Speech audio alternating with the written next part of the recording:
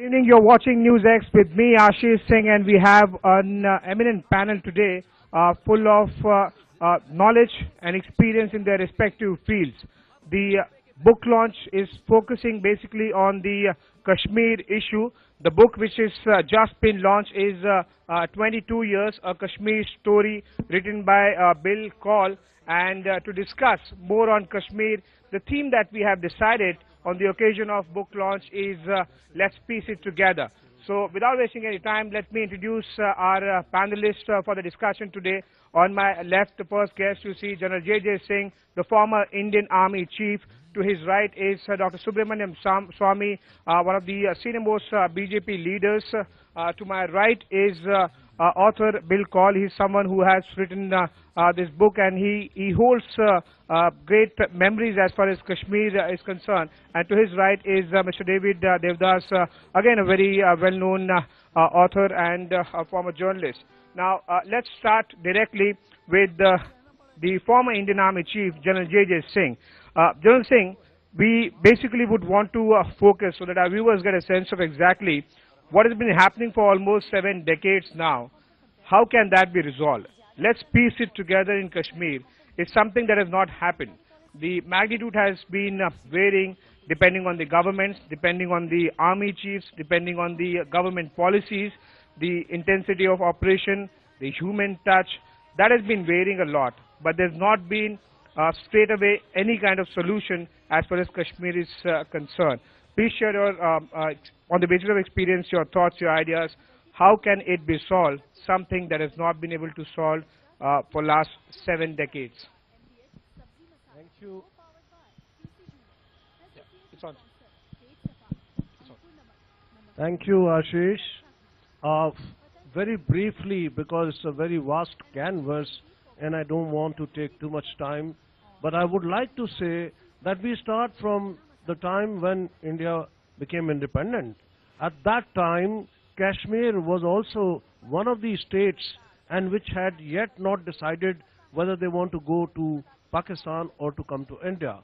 And while the Maharaja was thinking about it, the invasion started with the Kabilis from the Muzaffarabad side to Uri. And they came up to Baramulla. For some strange reason, they started looting and they wasted time. And then what happened is that the Maharaja decided that he would like to accede to India, and he signed the instrument of accession. Once he did that, Indian Army flew in and saved the situation from a very dire situation was going to arise. And the invaders were stopped at Baramulla itself, between Baramulla and Patan, and by that time the Indian Army also built up more forces, and Kashmir was. Pakistan did not reconcile, and they said we must take Kashmir. It belongs to us. It's rightly our territory. I don't know what made them believe that, because India has more Muslims than the whole of Pakistan. So India was not a nation made out of one kind of a community. So therefore they started the 65 war again with infiltrators coming in. They failed, and then it became a battle of attrition, and both sides entered into certain areas of the other. We almost went up to Lahore. If you remember, Ichogil Canal was crossed by our forces, and somehow we stood there, and a ceasefire was announced. And after that ceasefire, the line of control, it was called CFL, ceasefire line, was there, and then we called it the line of control. Now I must say that Pakistan was not satisfied with all this, and in 1971, when Bangladesh was created, because of the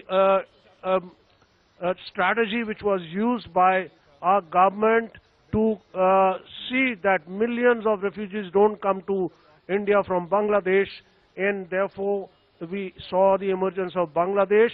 But on the western sector, the Pakistanis launched the offensive on 4th or 5th of December, and therefore Indian Army also responded, the Air Force and Navy also did that.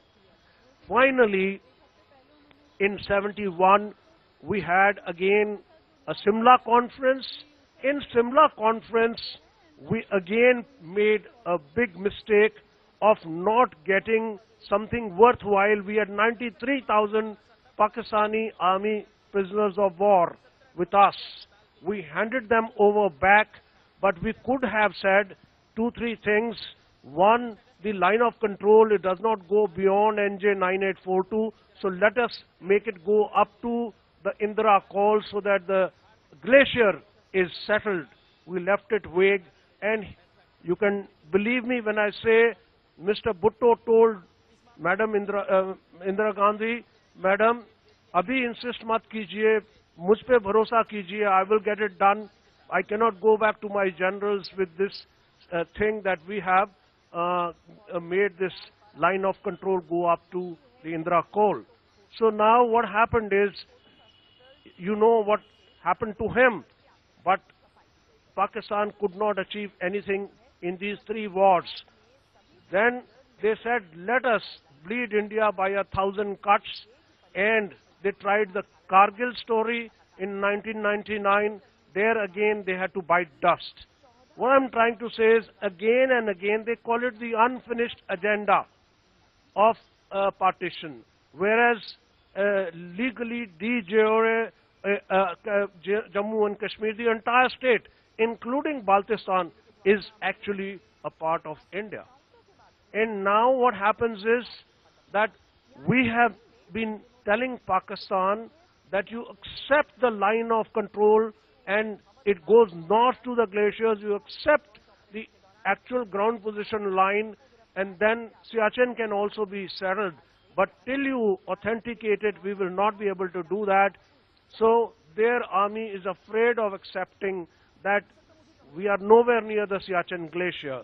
So there is a whole lot of credibility problem for them to face their own country, so they have not agreed so far to authenticate on ground and maps the actual positions of troops.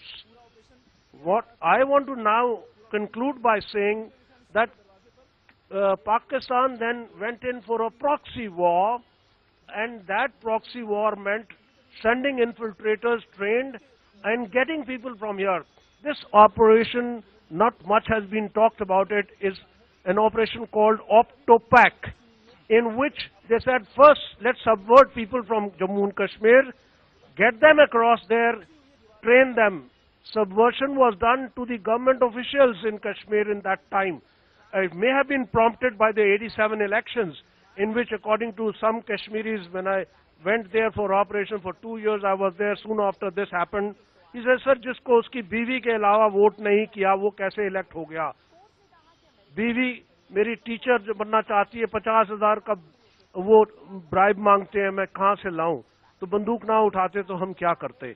So actually, there are a lot of dimensions to this problem, but Pakistan thought this is a low-cost option to have a proxy war going on and keep the pot simmering.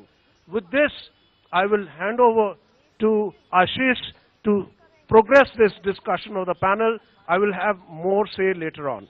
Thank you. Thank you so much, General Singh. As they say, if you want to predict or understand the future of any issue, person or location, you must understand the history of it.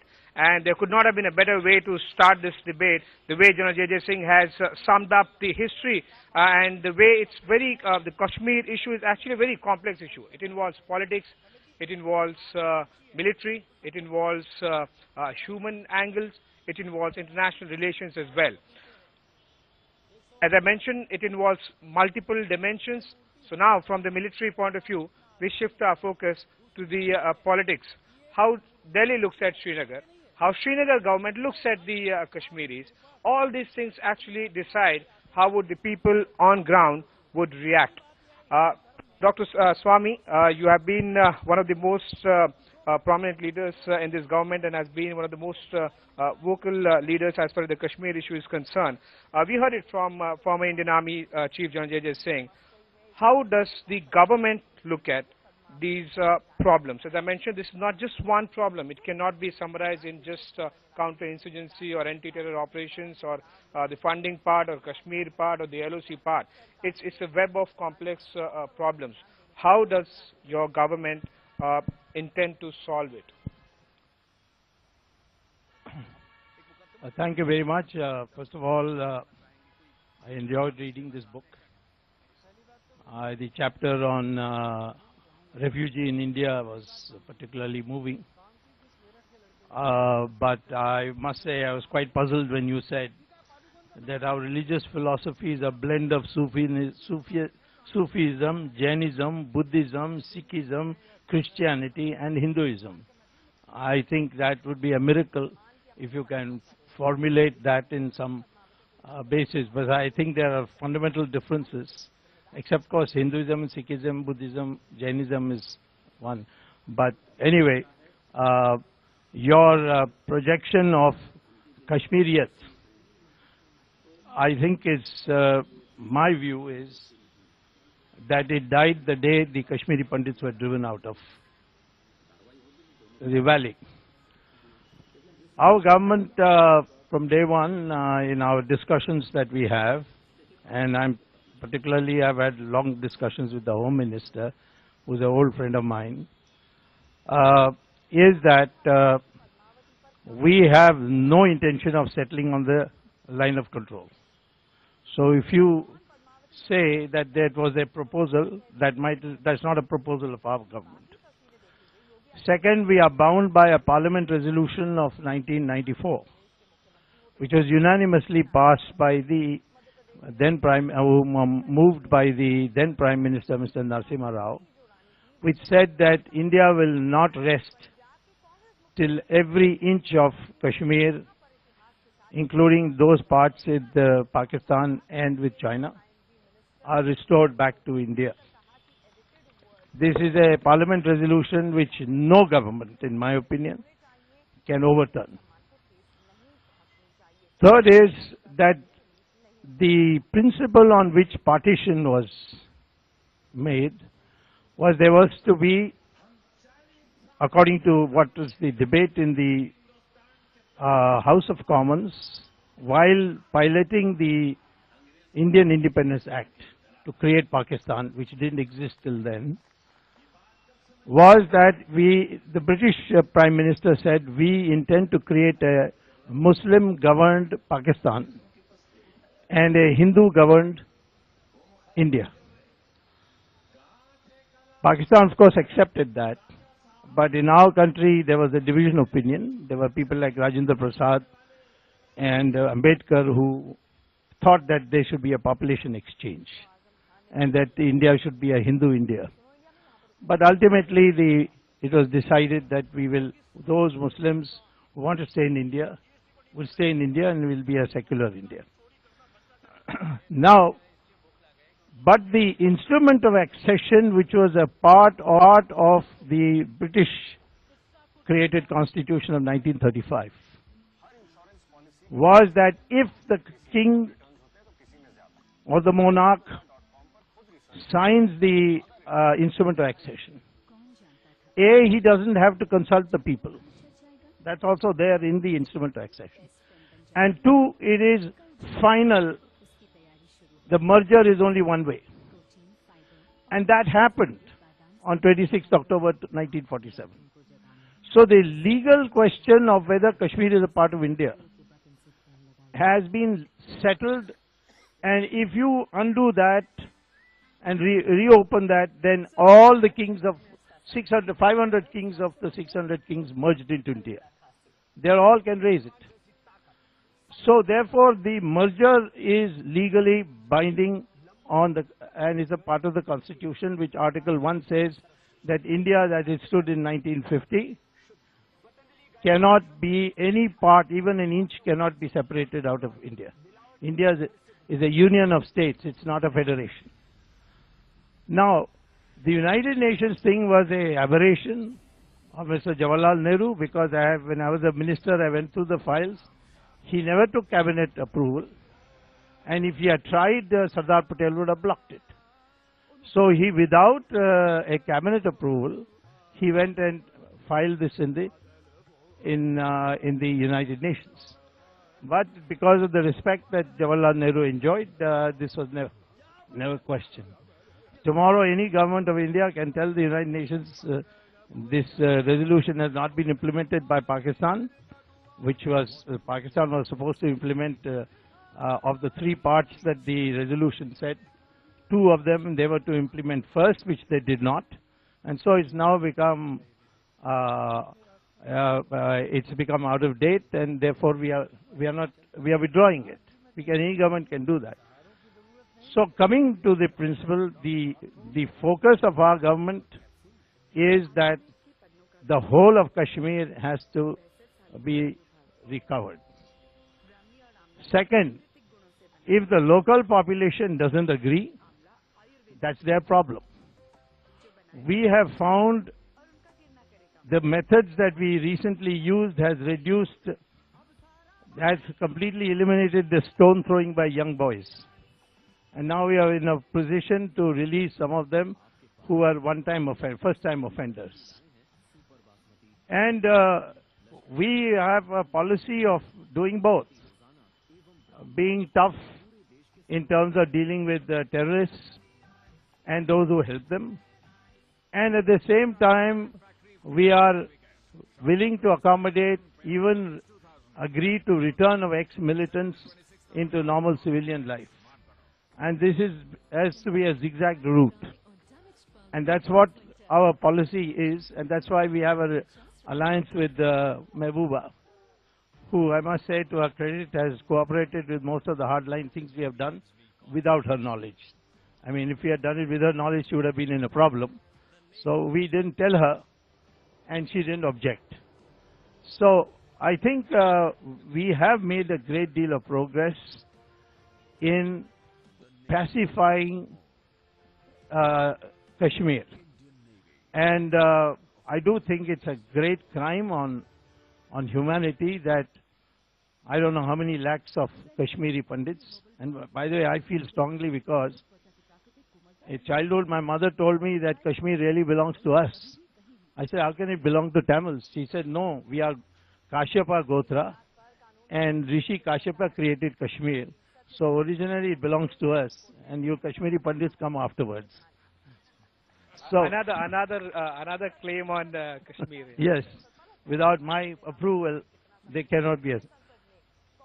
So we are not in any mood to talk to Pakistan on Kashmir, except to discuss whether you're going to leave the other part, which you're POK. By the way, the Shankaracharya's mutt is there in Pakistan, held Kashmir. And let me also say, we were 100%, Kashmir was 100% Hindu before the conversion took place. So one can't say this is our legacy, it is our land. So in short, it's going to be a very hard line militarily in dealing with violent forces, and those who accept the Indian Constitution will go to any lengths to accommodate them. We will come to that as far as the further part of discussion is concerned, considering the way the current government has is basically being seen softening its stand by appointing the interlocutor as the former Intelligence Bureau Director, but that will keep for the later part of the discussion. Let's move to the author.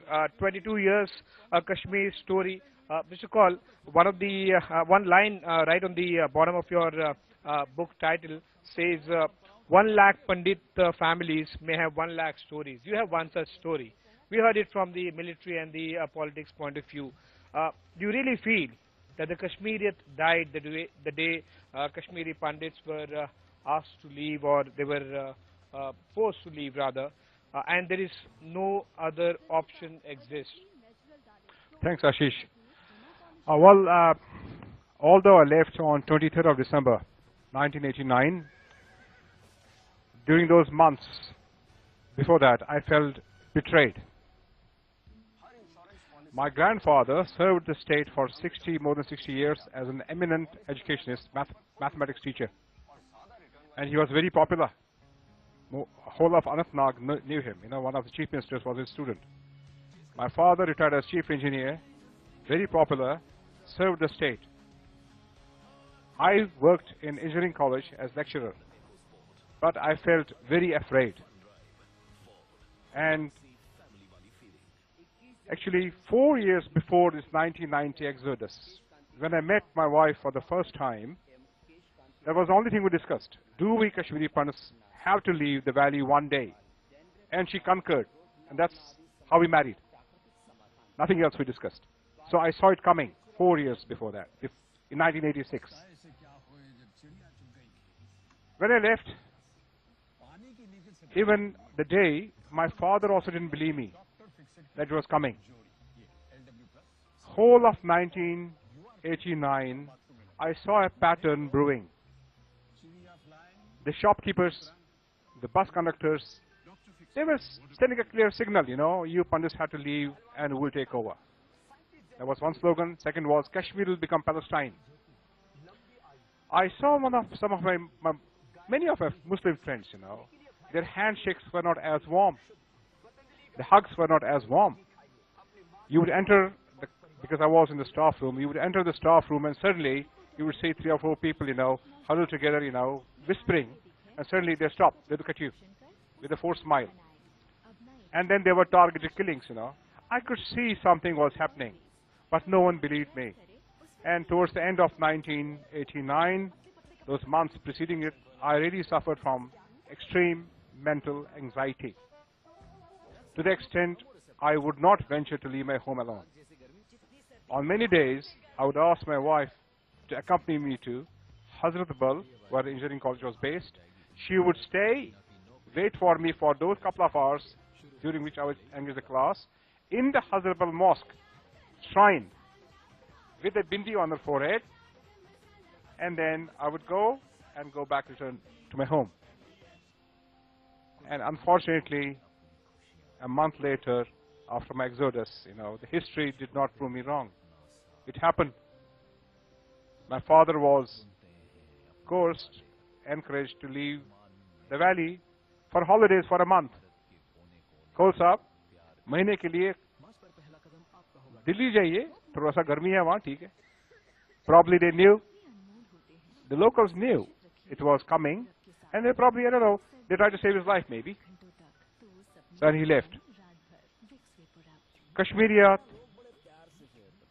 I still have hope, because in the last 5 years, since 2012, you know, I returned to Kashmir under very, extraordinary circumstances after 22 years. Although I had taken a vow in 1989 never to return, I felt really betrayed. Because I had done nothing wrong. Why should I leave home? No faith. But then I returned for a day, and in the years after that, I have been visiting Kashmir for a short period, 5 days, 7 days, except this year. Burhan Wani was killed last year. I was there on a 5-day visit. And it happened. I saw what it again went back to catch-22 situation. I saw these children pelting stones on the CRPF, unarmed CRPF camp, shouting verbal abuse in Hindi, Urdu, English, and Kashmiri. And I found the CRPF men in their compound just defending themselves. And then they would occasionally come out and chase them away, but the children would come back again. And I was really petrified. What's going on here? You know, Mr. Kaul, I was there right at the time when the Burhan Wani incident happened. I saw 4-year, 5-year-old girls wearing hijab, Yeah. throwing stones at the camp. They didn't have strength to actually make sure that the stones that they're throwing will actually reach even 5 meters barrier. But the attempt was there. That got me worried. As someone who's, I'm not a Kashmiri, but it got me worried as an Indian that if this is what is happening to the youngest generation in Kashmir, the fear, the passion, or whatever you call, but there is some kind of intense feeling with which the youngest generation is indulging in it. Fortunately, a lot has changed in last 1 year because of the NIA crackdown, demonetization.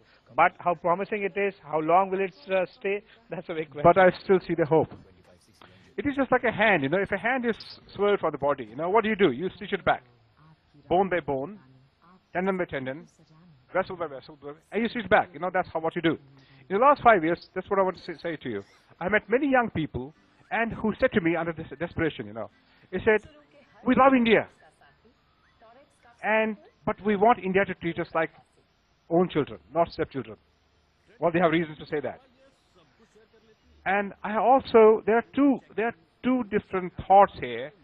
Many Kashmiri parents telling their children, Kashmiri Pandits were good. It's unfortunate they left. They were good, they were educated, they gave us education, right? But they were selfish also. The way Kashmiri Pandits left, it was all individual decision, it was not